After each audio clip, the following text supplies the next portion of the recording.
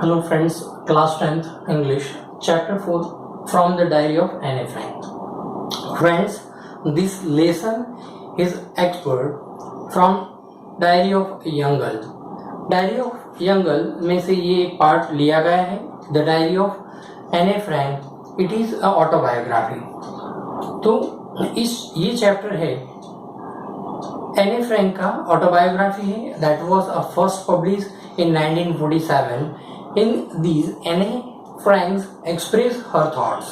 इसके अंदर, इस चैप्टर के अंदर एने फ्रैंक ने अपने थॉट्स बताए हैं in her diary, which was gifted to her on 13th birthday. जो एने फ्रैंक को उसके 13th बर्थडे पे गिफ्ट मिली थी. She names the diary Kitty. उसने अपनी डायरी का नाम किटी रखा था, which she considered as her only true friends, और जिसको वो अपना बेस्ट फ्रेंड और ट्रू फ्रेंड मानती थी. She mentioned about her childhood, her family, and a lot of other things that she told no one else. यानी जो चीज सारे लोगों को वो बता नहीं सकती थी, वो सारी चीज उसने अपना चाइल्डहुड और सारी कहानी अपनी डायरी के अंदर बताई है. नाउ थोड़े मीनिंग्स हमने यहाँ पे दिए हैं. ये इंट्रोडक्शन था. पहले मीनिंग देख लेते हैं. Music, a period of reflection और thoughts, prompted, provoke, liable, likely, enhance intensity और इंक्रीज, प्लंग, जंप और dive quickly, adorable, lovable, intended, plan, dedication, commitment, annoyed, slightly angry यानी गुस्सा, chatter box, talkative, traits, quality, and inherited, derive genetically from their parents. यानी parents के जो हमारे अंदर jeans inheritance आते हैं, वो उसको हम इनहेरिटेंस बोलते हैं, जो जीन्स में आते हैं. Now start this chapter. Writing in a diary is a really strange experience for someone like me, not only because I have never written anything before it. यानी उसका ये फर्स्ट एक्सपीरियंस था. इसके पहले उसने कुछ भी नहीं लिखा था. But also because it seems to me that later on neither I nor anyone else will be interested in the musing of their 13 years school girls. यानी एने फ्रैंक वो 13 इयर्स की थी, बाकी और सारी चीजों में उसको किसी तरह का इंटरेस्ट नहीं था. Oh well, it doesn't matter. I feel like writing and I have a greater need to get all kind of things off my chest. उसे मालूम था paper has more patience than people. यानी paper को वो ज्यादा patience मानती है people से. बिकॉज ऑफ पेपर अपनी कहानी, हम उस पे अपनी कहानी लिखते हैं और सामने कोई रिप्लाई नहीं होता. बट पीपल्स को हम कुछ भी बताते हैं, then he reply. That mean no any patience in people. यानी पीपल में कोई भी तरह का पेशेंस नहीं होता है. I thought of this saying on one of those days when I was feeling little depressed and was sitting at home with my chain and in my hand, bored and little less wondering whether to say in or go out. यानी वो अपने thoughts को यहाँ पे अपनी diary के अंदर वो बताती है, उसकी फीलिंग जब वो डिप्रेस होती है और वो अपने घर में जब बैठी है, अपने चिन को ऊपर अपना हाथ लगाए, एंड वो बोर है, and wondering when it is stay in और आउट. बाहर जाना है, घर में रहना है, यानी सबसे वो बोर है. I finally stayed where I was brooding. Yes, paper does have more patience. उसको लगा कि पेपर को ज्यादा पेशेंस होता है. And since I am not planning to let anyone else read this stiff backed notebooks grandly refers to a diary. यानी उसने idea लगाया कि अब वो एक डायरी को रिफर करें, unless I should ever find real friends, यानी जिसकी वजह से उसको अपना रियल फ्रेंड मिल जाए, I probably won't make a bit of difference. Now I am back, a point that prompted me to keep a diary in the first place. Prompted का meaning हमने बता दिया है, provoke. Let me put it more clearly, since no one will believe that the 13 years old girl is a completely alone in the world. यानी वो अपने आप को alone समझती थी, because she has no any friends. Almost 30 friends थे जो उसके जो नेबरिंग में रहते थे और उसके फैमिली फ्रेंड्स थे. I have loving parents and 16 years old sister, and there are about 30 people I can call friends. के ऐसे 30 people ही थे जिसको वो अपना फ्रेंड बोलती थी. I have a family, loving aunts and good homes. यानी उसका एक लविंग फैमिली था और उसमें उसके आंट्स और उसके जो ग्रैंड माँ वगैरह.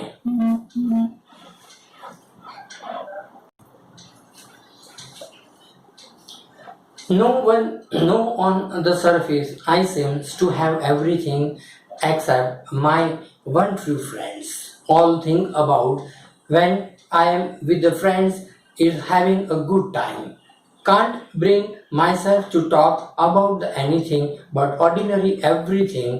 यानी अपने फ्रेंड्स होते हैं उसके, अगर इफ उसको ग्रुप फ्रेंड्स भी है तो वो अपने लिए कोई भी बात नहीं कर सकती, कोई वो किसी के साथ अपनी बात को शेयर नहीं कर सकते. एक डायरी ऐसी चीज थी जिसके साथ वो अपनी सारी चीज जो किसी को न बताती, वो सारी चीज अपनी डायरी के अंदर मेंशन करती थी. We don't seem to be able to get any and closer that the problems may it's my fault that we don't confide in each other. जब हर एक पीपल्स ऐसे नहीं होते कि जो सारे लोगों के साथ मैच हो जाते हैं, बट सम लिविंग अलोन. काफी बच्चे ऐसे होते हैं जो जिसको किसी से बात करना अच्छा नहीं लगता. In any case, that is just how things are, and unfortunately, they are not liable to change. This is why I have started the diary. इसलिए उसने एक डायरी लिखना स्टार्ट किया, to enhance the image of these long-awaited friends, my imagination. I don't want to jot down the facts in this diary the way most people would do, but I want the diary to be my friend, and I am going to call these friends Kitty. यानी वो जो अपनी diary के अंदर सारे लोगों के बारे में वो मेंशन करती थी, बट वो अपनी डायरी को अपना फ्रेंड्स मानती थी. उसको उसने डायरी को किटी नाम दिया था और उससे भी बात करती तो वो किटी से पुकार कर ही अपनी डायरी से बात करती थी. Since no one would understand a word of my story to Kitty if I were to plumb writing. यानी उसकी बात को कोई अच्छी तरह से अंडरस्टैंडिंग नहीं करता था except Kitty. I had better provide a brief sketch of my life, much as dislike doing so. यानी सारी चीज वो अपनी डायरी के अंदर उसको जो अच्छा लगता था उसके लाइफ के बारे में, जो प्रॉब्लम्स थे लाइफ की, जो अच्छाइयाँ थी या तो जो भी उसको लाइक था डिसलाइक था, वो सारी चीज अपनी डायरी के अंदर उसने मेंशन किया था. My father, the most adorable father I have ever seen. यानी उसके फादर मोस्ट लवेबल फादर थे. Adorable that mean lovable, most lovable father थे. इस तरह I have ever seen didn't marry my mother until he was 36 and she was 25 years. जब उसके father की marriage हुई तब उसके फादर की एज 36 थी और उसके मदर की एज 25 years थी. My sister Margaret was born in Frankfurt in Germany in 1926. I was born on 12th June 1929 and I lived in Frankfurt until I was 4. जब 4 ईयर की थी तब तक वो फ्रैंकफर्ट में पढ़ी. My father emigrated to Holland in 1933. 1933 में उनको हॉलैंड का इमिग्रेशन मिला. By my mother studied Holland. Frank went with him to Holland in September. यानी भी उसकी मदर भी अब उसके फादर के साथ साथ हॉलैंड में स्टे करने के लिए उनका जहां उनका इमिग्रेशन हुआ इसलिए वो वहां पे चले गए.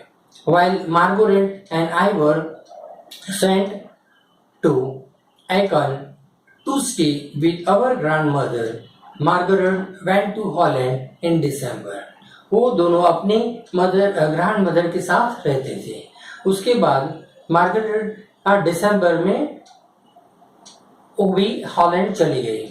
I follow in February when I was plugged down on the table as birthday present for Margaret. So I started right away at the Montessori nursery school. I stayed there until was 6, at which time I started in the first form. In the 6th form, from my teacher was Mrs. Cuprus, the headmistress. जब वो 6th standard में थी तब उसकी जो head mistress थी उसका नाम मिसिस क्यूप्रस था.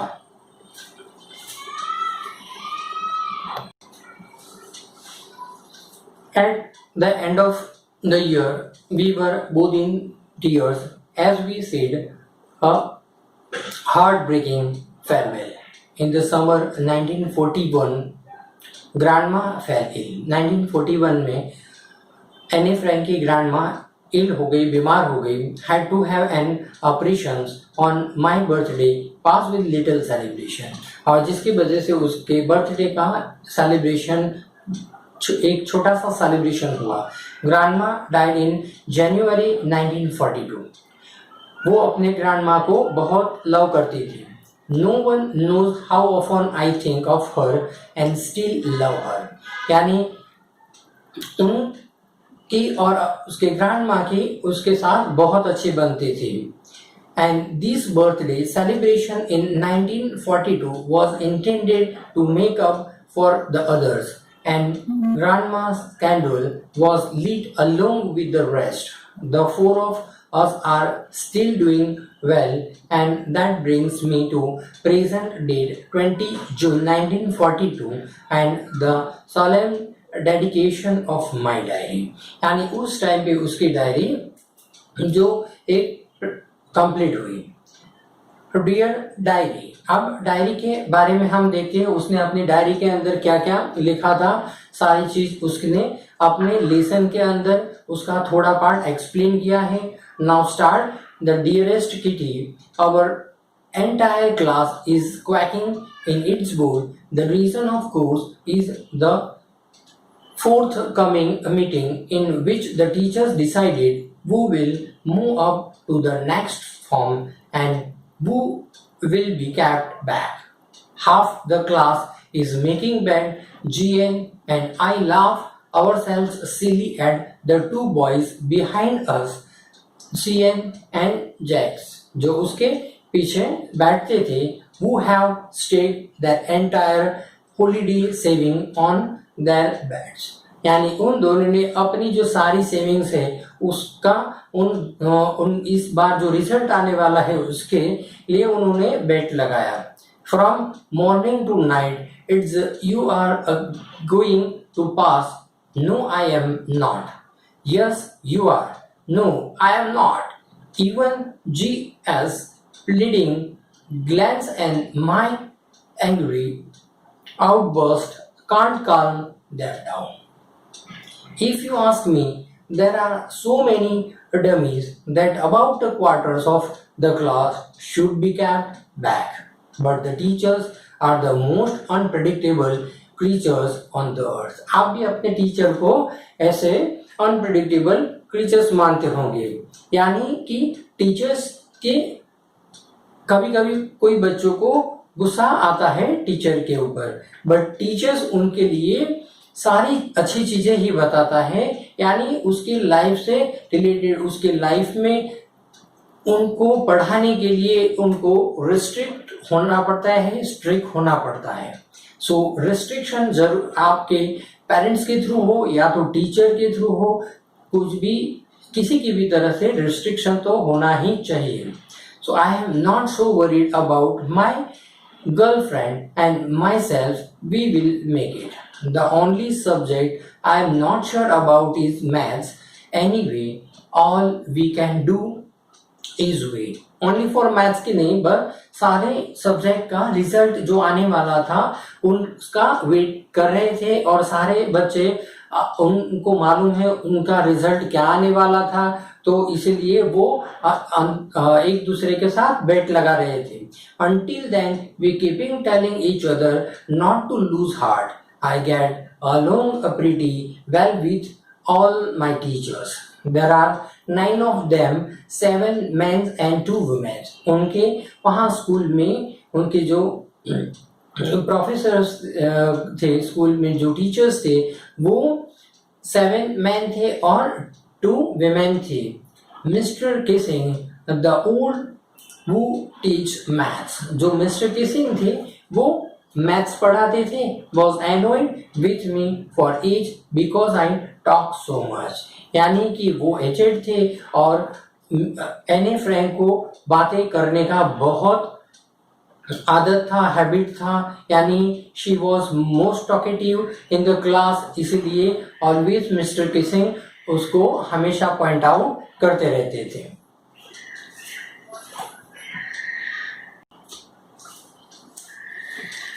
After several warnings, he assigned me extra homework and essay on the subject a chatterbox. A chatterbox, what can you write about that? यानी मिस्टर किसिंग उस पर गुस्सा थे, इसलिए एने फ्रैंक को एक पनिशमेंट मिली। चैटर बॉक्स ऐसे सब्जेक्ट पर ऐसा टॉपिक दिया गया जिसके ऊपर एने फ्रैंक को एक ऐसे लिखना था, बट सी वॉज कंफ्यूज, वो कंफ्यूज थी। ऐसा वियर्ड टॉपिक जानकर उसने को लगा अब इस टॉपिक पे क्या लिखा जाए। I had worried about that later. I jotted down the title in my notebook, tucked in my bag and tried to keep quiet. उसने इस चैटर बॉक्स का टाइटल अब लिखकर अपनी नोटबुक में लिख दिया। That evening, after I had finished the rest of my homework, the note about the essay caught my eye. I began thinking about the subject while chewing the tips of my fountain pen. आपकी भी आदत ऐसी होगी pen चबाने की। So anyone could ramble on and leave big space between the word. But the trick was to come up with the convincing arguments to prove the necessity of talking. यानी जो एने फ्रैंक थी उसने बड़े बड़े writing में और एक बहुत स्पेस के साथ अब लिखना स्टार्ट किया। But I thought and suddenly I had idea, यानी वो सोचती गई और उसके दिमाग में फाइनली एक आइडिया आया। आई rot the 3 pages Mr. Kissing had assigned me and was satisfied. I argue that talking is a student trait and that I would do my best to keep it under control, but that I would never be able to cure myself of the habit since my mother talk as much as I. यानी उसने अपने ऐसे के अंदर ये सारी चीजें बताई कि उसकी मदर के जो इनहेरिटेंस उसमें है और उसकी मदर टॉकेटिव है और उसकी वजह से वो खुद भी एने फ्रैंक भी टॉकेटिव है। I did if not more as and that there is no much you can do about the inherited traits.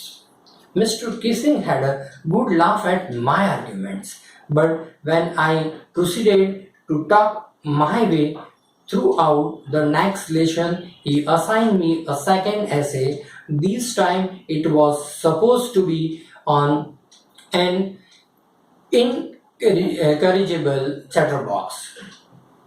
Handed it is, Mr. Kissing had nothing to complain about for 2 whole lesson. उसके बाद next 2 chapter के अंदर उसको उनके आगे में कोई भी कंफ्यूजन नहीं था, कोई भी प्रॉब्लम्स नहीं था बाकी के 2 लेसन में. However, during the 3rd lesson, he had finally had enough. Anne Frank, as a punishment for talking in the class, write an essay entitled Quack Quack Quack, said Mistress Chatterbox.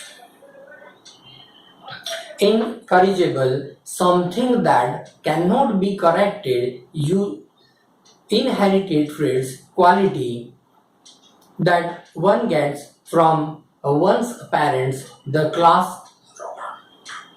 यानी ये सारे जो inheritance जो यानी जो इसको quack quack quack करने की ये उसने एक स्टोरी बताई. I had to laugh to that. I had nearly exhausted my ingenuity on the topic of chatterbox. It was time to come up with something else, something original.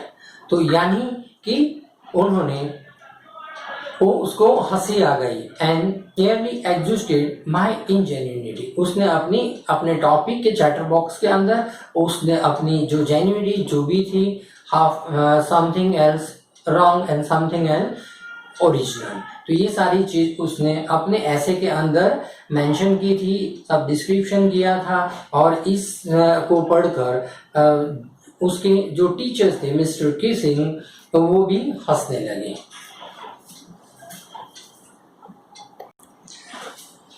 एने Frank जो poem के लिए confuse थी, but जो एने Frank ने बताया, my friend Sanne who good at poetry and offered to help me write the essay from beginning to end in words, and I jumped for joy. तभी उसको एक आनंद मिला जब उसके फ्रेंड ने उसको बोला कि वो उसकी हेल्प करेगा. Mister Keesing was trying to play a joke on me with his ridiculous subject. यानी वो उस पर एक ridiculous subject पर वो जोक बनाते रहते थे. But I had make sure the joke was on him. अभी वो खुद इसका जोक बन जाएंगे. I finished my poem and it was beautiful, and it was about a mother duck and a father swan with the 3 babies duckling, and who were bitten to death by the fathers because they quacked too much. यानी इसको quack quack करने की बहुत आदत थी, इसकी वजह से उसके जो उसके डकलिंग्स थे, they were bitten to death. Luckily, Mr. Kissing looked the joke the right way, and he read the ingenuity originally and inventiveness. In the first flight, this poem is adding his own comments. उसके अंदर उसने उसका comments बताया. Mr. Kissing always making jokes on these days, और always वो उस पर जो करा करते थे. But after that कभी मिस्टर किसिंग ने एने फ्रैंक को कभी पॉइंट आउट नहीं किया. Okay friends, this chapter is over. यहाँ पे पूरा चैप्टर कंप्लीट होता है. Subscribe my channel and share more student.